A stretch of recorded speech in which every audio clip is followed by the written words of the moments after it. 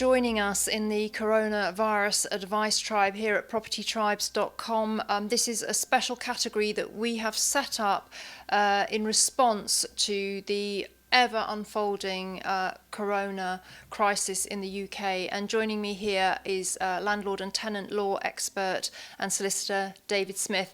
And David, earlier today I dropped an article giving some landlord protocols about access to rental properties during the COVID-19 crisis, because this is one of the main topics that's been coming up on Property Tribes, is how are we going to adhere to our government statutes and regulations if there's a tenant in the property who's self-isolating, who's ill.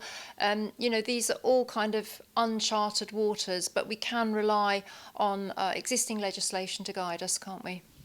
Yeah, there is quite a lot of flexibility in the existing legislation. So we keep it specific about gas safety certificates. That's what many people talk about, is if my gas safety certificate is due, what am I supposed to do?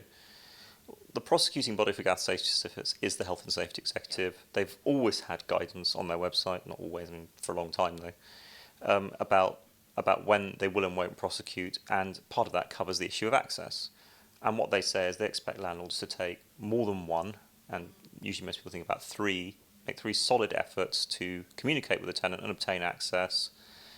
And I don't think that really has changed. I mean, I don't think anything about the current situation changed that. If you need to communicate with tenants, ask for access for a gas safety certificate, explain what you're doing. If they say, I am currently self-isolating, then the correct thing to do is say, fine, I completely accept that. Obviously, we're not going to access during that period because it would be contrary to government guidance. And you need to make sure all this is in writing, because that is a defence and that is a reason not to prosecute. And then make a gas safety certificate appointment for the end of the isolation period. Yeah. Because, frankly, they should be the healthiest tenant going. They should be a pretty safe deal. If the tenant just won't allow access at all because they are afraid of the virus or afraid of catching it, or they have a reason they're vulnerable, then you need to make multiple efforts. You need to say to them that the contractor's coming in only to do a gas safety certificate. They will hand gel before and after. They don't need to talk to that person. They don't need to come near them. It's a short visit. You should make clear that it's for the tenant's safety. A tenant who's self-isolating is actually arguably more at risk from a dubious gas appliance than any other person, because they won't have any other source of fresh air. So if there's carbon monoxide leakage, they're going to get the full benefit, as it were, of the carbon monoxide. If the tenant still refuses access after 2 or 3 efforts, then landlords have complied with what the HSE says they should do. I think the more interesting one is whether it's possible to get contractors. I think there's a possibility that some contractors are going to refuse to go. Again, if a landlord's made reasonable efforts to secure a contractor and cannot get a contractor to go, then the Health and Safety Executive is likely to accept that, provided you can prove that you contacted 5 or 6 contractors and they've all declined to attend. As long as you can show those things, then you have done what the Health and Safety Executive says in their guidance you should do. It would be extremely perverse, and in fact they would be unable to sustain a prosecution against you that violated their own guidance. Well, of course, also we are in uncharted territory with this outbreak, this virus outbreak, and there will be some leniency, and common sense will have to prevail. So I don't think it's something that landlords need to worry about. They need to follow the advice you've just given, document what they've tried to do, and that will protect them from any prosecution. Yeah, I mean, the government is very definitely feeling its way. Some of these issues hadn't really occurred to them. They have been raised with them already. There have been the gas safety issue has in fact been raised with the government. There is a regular line of communication between the main landlord associations and the government over these issues. We are continuing to raise these issues as we become aware of them. The government is taking them on board. It is trying to deal with them and provide guidance. They are very clear that provided people are acting reasonably, they are not going to be keen on prosecutions being pursued for situations that would require people to violate guidance on coronavirus in order to achieve a statutory obligation. That would be completely ridiculous. There's very little point in obtaining a gas safety certificate but giving your tenant coronavirus and killing them off in the doing. That would be a hopeless scenario to engineer, and the government's not trying to do that. Yes, I think there are going to be longer term problems, but landlords need to keep abreast of the guidance, act reasonably. try to obtain access, be understanding with tenants who don't want to give them access and try and reassure them, and highlight that it's for their benefit, really. If tenants still don't wish to give access, then you're simply going to have to back off, having secured evidence that you did everything you reasonably could. But elderly tenants potentially are a wider problem, because, of course, the government is talking about the possibility of them self-isolating for, I think, up to 3 months potentially, in the very highest peak of the crisis, which is now expected relatively soon. So it may well be that there might be quite extended periods where landlords are going to be able to obtain access.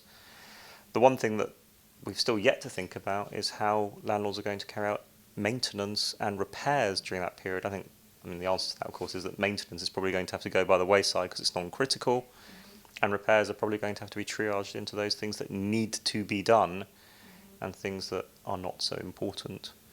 And at that point, some arrangement for access is going to have to be made with people in order to get critical repairs dealt with that can't be worked around. But I think those are things that we'll have to look at what government guidance appears over the course of this week, because there will be more guidance this week, and see where they are. Yeah, it's a very, very fluid situation. It's evolving literally by the hour.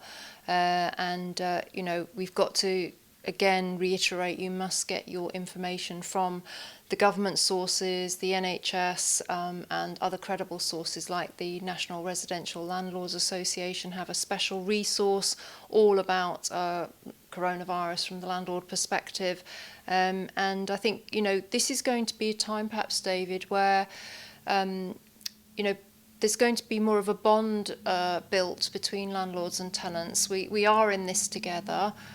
We do need to support each other to see this through. Yep, landlords have had some pretty negative press recently. There are people who have an ideological opposition to landlords. I doubt they're going to change their mind.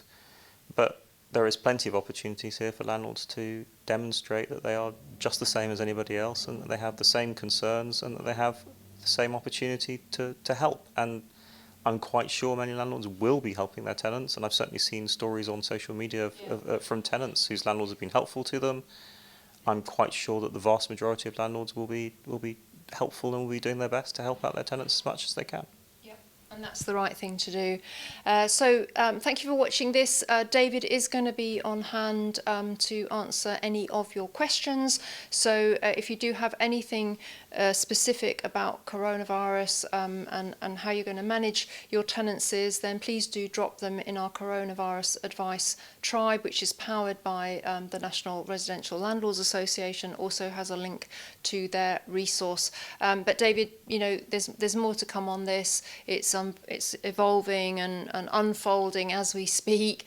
There are going to be further announcements, and the government is reacting pretty quickly. Yeah, I mean, they've moved to this daily press conference position now, so for the simple reason that they're having a new announcement practically every day. So people need to be aware. It's not as if you've got anything else to do apart from watch TV anyway. So. If you're, as most people now increasingly are at home, that I suggest you need to watch those government press conferences and just keep an eye on what's happening.